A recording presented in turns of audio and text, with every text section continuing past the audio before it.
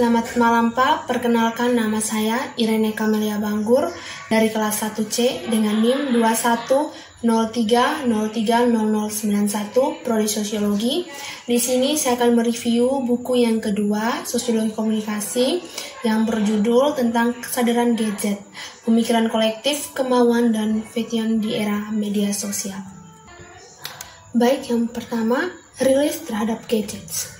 Gagasan bahwa manusia telah berevolusi seiring dengan teknologi dimiliki oleh filsuf teknologi Don Ilgey yang berpendapat bahwa teknologi tidak hanya terjalin dalam kehidupan sehari-hari, tetapi menyediakan dasar dominan untuk memahami dunia dan diri kita sendiri. Ide menempatkan klaim ini dalam konteks sejarah dengan berargumen bahwa kesadaran diri manusia terkunci pada teknologi dominan dari semua periode dan memproyeksikan pemahaman yang tercermin dari manusia kembali ke dirinya. Misalnya di era yang dominasi oleh teknologi mekanik kita, konsepsi alam semesta adalah salah satu yang dibentuk oleh gagasan jam sebagai perangkat pola dasar. Dan dengan demikian, alam semesta itu sendiri mulai dikandung sebagai menurut metafora mekanis. Pandangan yang juga jelas dalam gagasan Cartesius tentang tubuh sebagai mesin. Ini adalah bagian dari struktur yang menurut ide tidak berubah-ubah. Ada campuran hubungan yang tidak berubah dan berubah-ubah antara diri dan dunia. Dan teknologi memberikan dasar di mana kita membangun hubungan tersebut.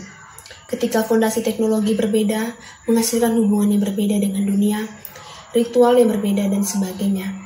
Yang tidak berubah adalah hubungan internasionalitas dan refleksi yang dicerminkan melalui teknologi elemen.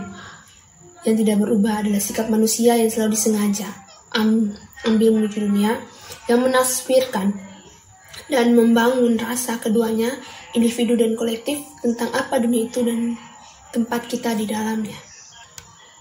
Selanjutnya yang kedua, dispositif teknokapitalis. Gadget beroperasi dalam kondisi material yang konkret. Ada yang signifikan pembatasan, kendali, dan sumber ketersaingan dan eksploitasi dalam dispositif menyeluruh, seperti disebutkan sebelumnya. Dispositif merupakan sebuah ansabel yang benar-benar heterogen.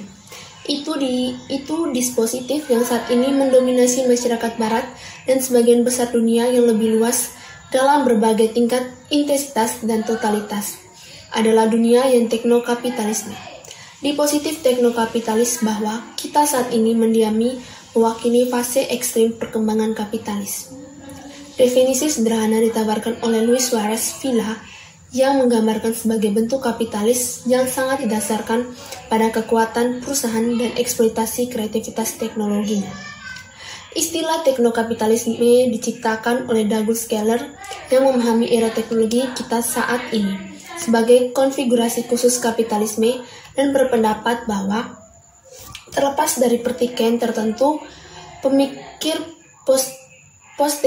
postmodern, pasca industri dan pasca Marxis, ia tetap.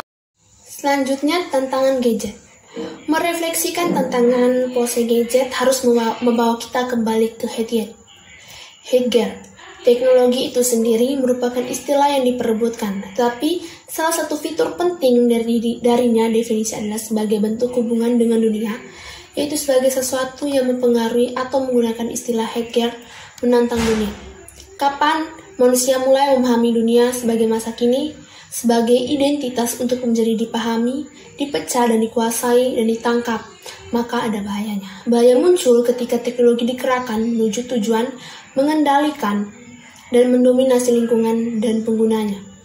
Berurusan dengan dunia dengan cara ini sebagaimana dibentuk oleh objek daripada benda adalah apa Heidegger melihat sebagai esensi dari teknologi modern, atau apa yang disebut sebagai Gestalt, diterjemahkan secara beragam seperti Ephraim atau positionality.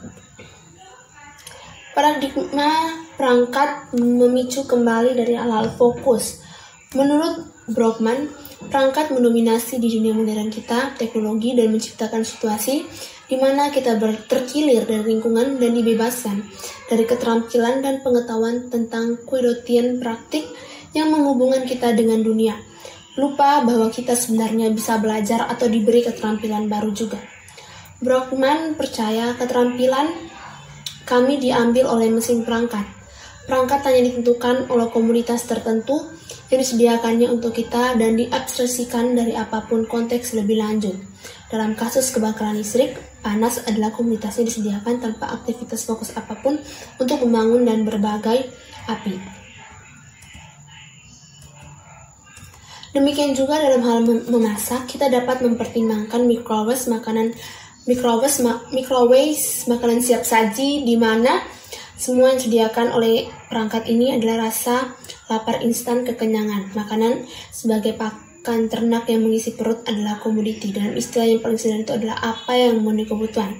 Namun instan seperti itu makanan melewatkan kesenangan petugas, persiapan, perawatan, berbagai dan kenikmatan saat ini. Untuk Brockman, itu adalah sempitnya tujuan tunggal ini hanya menghasilkan satu komoditas yang mendefinisikan perangkat sebagai perangkat.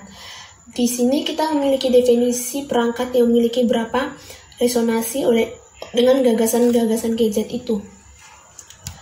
Tetapi ditasvirkan dalam istilah yang hampir seluruhnya negatif. Oleh karena itu, Brockman merekomendasikan agar kita belajar mengatur perangkat kita sampai dan menggunakannya hanya untuk mendukung dan mengaktifkan hal-hal fokus kami dan praktek. Reformasi membutuhkan pengakuan dan pengendalian perangkat paradigma, pengakuan yang dipadu oleh fokus perhatian. Selanjutnya, gadget, keinginan, dan niat. Sebagai tandingan dari pembaca gadget yang agak suram sebagai dispositif tekno-kapitalis, niat menawarkan kerangka kerja untuk agensi dan emansipasi, untuk realisasi kepedulian menjadi dan kolektif. Salah satu kerangka kerja yang paling membantu mengenai hubungan teknologi dengan niat dan kehendak manusia adalah materialisme budaya, sebagaimana aslinya dicetuskan oleh Raymond Williams. Di jantung materialisme budaya, seperti yang dikatakan Roger Silverstone, adalah keyakinan mendasar dalam efektivitas hak pilihan manusia, kapasitas kita untuk mengganggu dan mengalihkan perhatian logika sejarah yang dingin dan satu dimensi dari teknologi.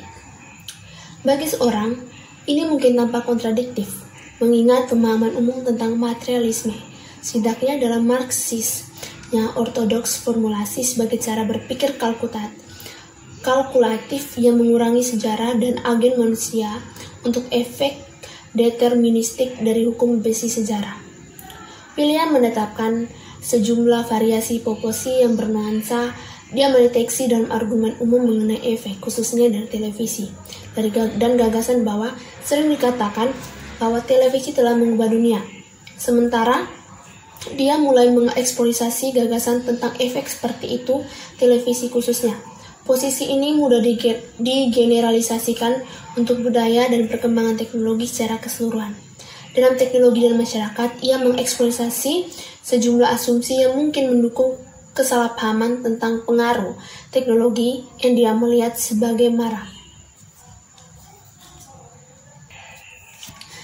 Baik, demikian review buku kedua Sosiologi Komunikasi. Atas perhatian Bapak, saya ucapkan terima kasih dan selamat malam.